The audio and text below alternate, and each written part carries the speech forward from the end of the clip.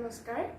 মই জিকমি সমাদ্ৰিতা গগৈ আপোনালোক সকলোকে পুনৰবাৰ স্বাগতম জনাইছো আমাৰ ফেচবুক পেজ সমন্বয় মিউজিক অসমৰ মজিয়ালৈ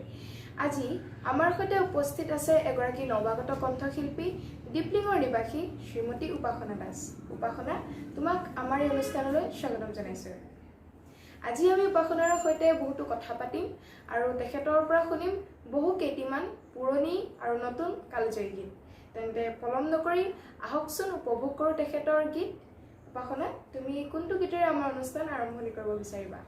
মই অনুষ্ঠানৰ আৰম্ভণিতে সুধা কণ্ঠ ডক্টৰ ভূপেন হাজৰিকাদেৱৰ এটি গীত আৰম্ভ কৰিম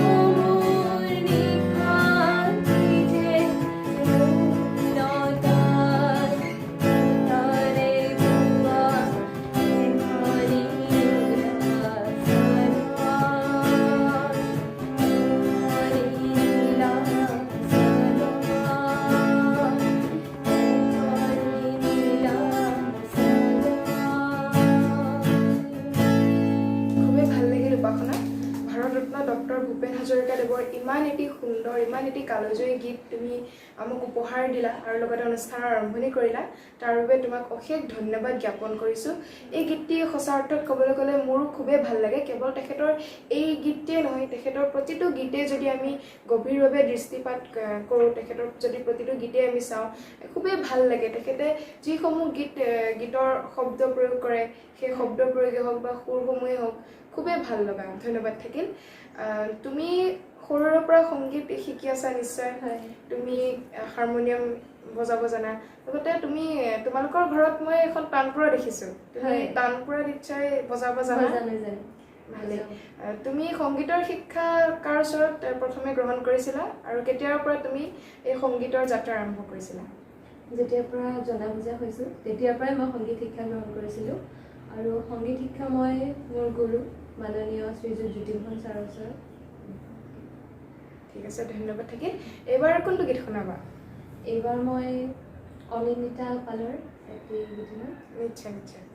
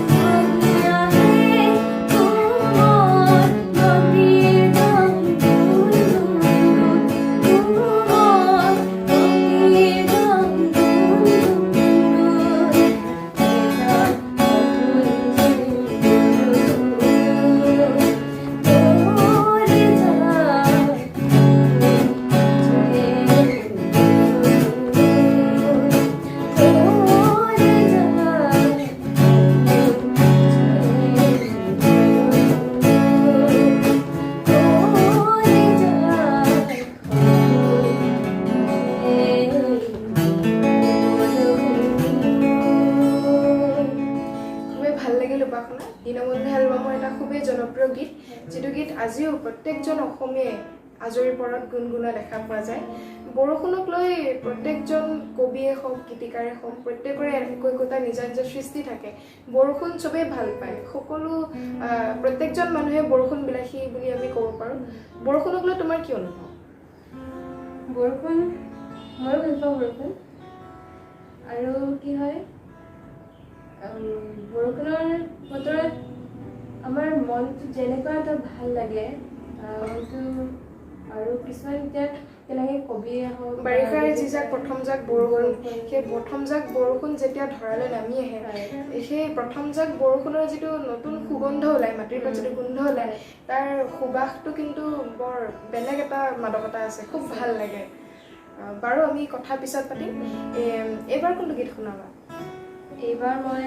জয়ন্ত হাজৰিকাদেৱৰ এটি গীত শুনাম। নিশ্চয়, আমি শুনি লওঁ গীতটি।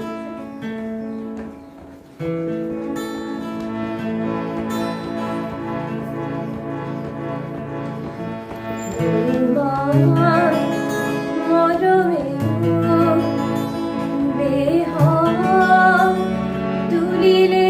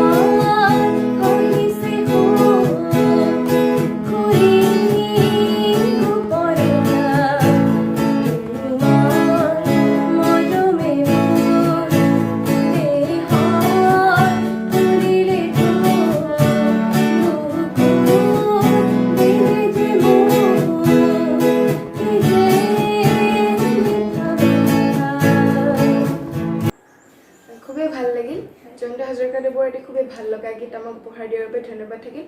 তোমাক অথনি মই তুমি সংগীতৰ শিক্ষাৰ বিষয়ে সুধিলোঁ কিন্তু বৰ্তমান তুমি কি কৰি আছা বা কি পঢ়ি আছা সেই বিষয়ে সুধিবলৈ থাকি গ'ল আচলতে তুমি বৰ্তমান কি পঢ়ি আছা বা কি কৰি আছা মই গ্ৰেজুৱেশ্যন কমপ্লিট কৰিলোঁ কমপ্লিট কৰাৰ পাছতে 1 year এটা মেনেজমেণ্টৰ কোৰ্চ কৰিছিলোঁ কি বিষয়ে মোৰ হস্পিটেলিটি ঠিকে আছে তুমি লকডাউনৰ সময়ছোৱাত সংগীত চৰ্চাৰ বাহিৰেও আৰু কি কি কামত তুমি নিয়োজিত হৈ আছিলা কি কাম কৰিলা লকডাউনৰ সময়ত মই সংগীতৰ উপৰি বাহিৰা কিতাপ পঢ়ি ভাল পাওঁ তেনেকুৱাবিলাকে পঢ়ি ভাল লাগে বাহিৰা কিতাপ পঢ়ি ভাল পোৱা যদি তুমি কোন কেইগৰাকী সাহিত্যিকৰ ৰচনাৰ প্ৰতি খুব বেছিকৈ আকৃষ্ট হোৱা বা কাৰ কিতাপ পঢ়ি বা কাৰ ৰচনাশৈলীয়ে তোমাক বেছি আপ্লুত কৰে মোৰ মামণি ৰয়ছম গোস্বামী বাইদেউ আৰু অনুৰাধা বৰপূজাৰী বাইদেউ এই লকডাউনৰ সময়ছোৱাত পঢ়া এখন তোমাৰ ভাল লগা মানে দুই এখন যদি কিতাপৰ নাম ক'বলৈ কওঁ কোনকেইখন কিতাপৰ নাম ক'বা অনুৰাধা বৰপূজাৰীৰ নাহৰ নিৰিলিছা ডিব্ৰুগড় বিশ্ববিদ্যালয় পটভূমিত ৰচিত খুবেই ভাল লগা কিতাপ মোৰো ভাল লাগে ঠিক আছে এবাৰ আনটি গীত শুনি লওঁ আমি ঠিক আছে এবাৰ কাৰ গীত শুনাবা এইবাৰ মই অনিমা চৌধুৰী বাইদেউ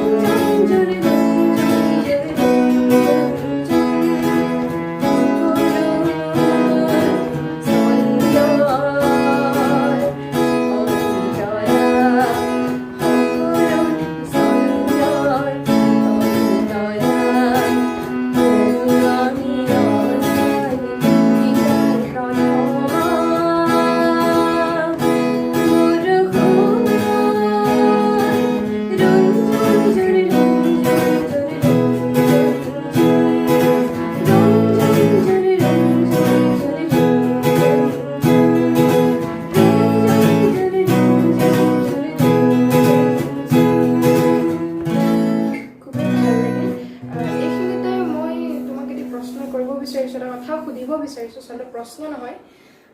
যে আমি যিসমূহ গীত এতিয়া বৰ্তমান শুনি আছোঁ বৰ্তমান প্ৰচলিত আধুনিক গীতসমূহৰ কথা কোৱা নাই আমাৰ জ্যোতিপ্ৰসাদ আগৰৱালা বা বিষ্ণুপ্ৰসাদ ৰাভা ভূপেন হাজৰিকা বা জয়ন্ত হাজৰিকাৰ যিসমূহ গীত সেই গীতসমূহ আমি যিদৰে এতিয়া কেছেটত শুনিছোঁ বা মোবাইলত শুনিছোঁ সেইভাগেও আমি শিকিব পাৰোঁ কিন্তু সেই গীতসমূহ খুব ভালদৰে শিকাৰ ক্ষেত্ৰত বৰ্তমান সময়ত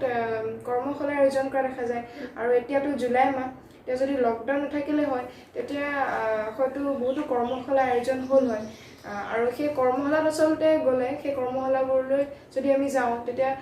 বহুতো নতুন নতুন গীত আচলতে আমি শিকিবলৈ পাওঁ তুমি এই ক্ষেত্ৰত কৰ্মশালা আৰু পুৰণি গীতসমূহ শিকাৰ ক্ষেত্ৰত কি ক'ব বিচাৰিবা কৰ্মশালাত বিশেষকৈ যিবিলাক পুৰণি গীত তাৰ প্ৰত্যেকটো গান মানে প্ৰত্যেকটো গানৰ প্ৰতিটো শব্দ প্ৰতিটো সুৰৰ যিটো মানে শিক্ষা হেৰি থাকে সেইখিনি ভালদৰে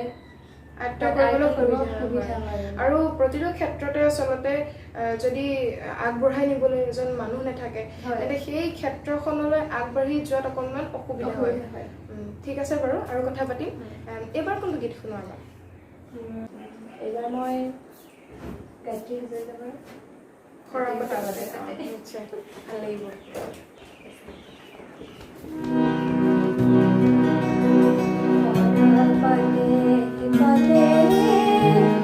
ফাগুন নামে কলা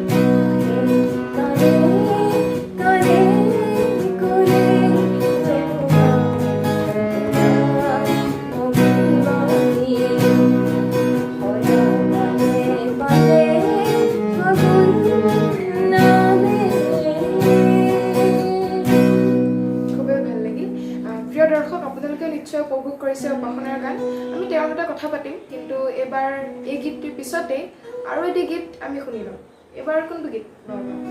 এবাৰ মই ৰূপম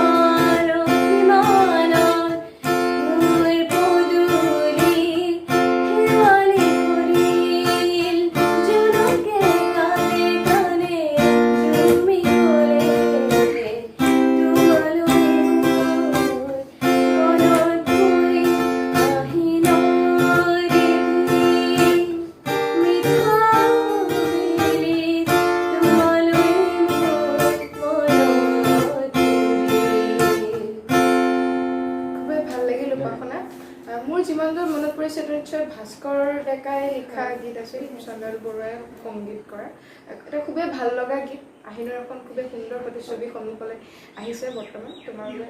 তাৰ কাৰণে ধন্যবাদ থাকিল সংগীতৰ ক্ষেত্ৰখনত আগুৱাই যোৱাৰ ক্ষেত্ৰত তোমাৰ ভৱিষ্যত পৰিকল্পনা কি মোৰ ভৱিষ্যত পৰিকল্পনা আছে